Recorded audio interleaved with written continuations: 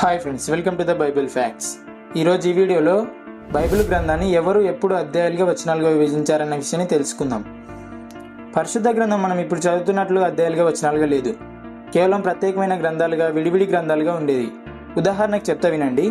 ఇర్మియాను ఇర్మియా గ్రంథంగాను, యోబును యోబు గ్రంథంగాను, ఎస్తేరు గ్రంథంగాను, ఇలా వరుసగా ఒక గ్రంథం తర్వాత ఒకటి ఉండేవి. సో అర్థమైంది కదా. ఇలా విడివిడిగా ఉన్న గ్రంథాలన్నింటినీ 66 పుస్తకాలుగా కూర్చి పరిశుద్ధ గ్రంథంగా సమకూర్చారు.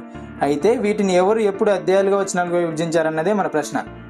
క్రీస్తు శకం 347-407 కాలంలో జాన్ క్రిసోస్టమ్ అనే ఒక గొప్ప దైవజనుడు ఇతరులకు బోధించేటప్పుడు పాత నిబంధన, కొత్త నిబంధన అనే పదాలు ఉపయోగించి బోధించడం మొదలుపెట్టాడు.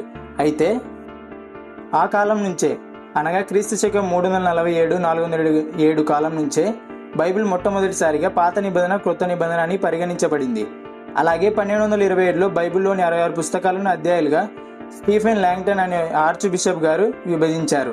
1448లో పాత నిబంధనను యూదుల బోధకుడైన నాతాన్ గారు వచనాలుగా విభజించారు.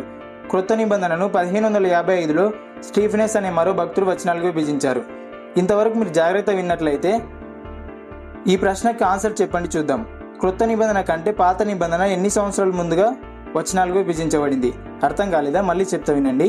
క్రొత్త నిబంధన కంటే పాత నిబంధన ఎన్ని సంవత్సరాలు ముందే వచనాలుగా విభజించబడింది? ఆన్సర్ని కామెంట్ చేయండి. ఈ వీడియోకి లైక్ చేసి మన ఛానల్ సబ్స్క్రైబ్ చేసుకోండి. Thanks for watching.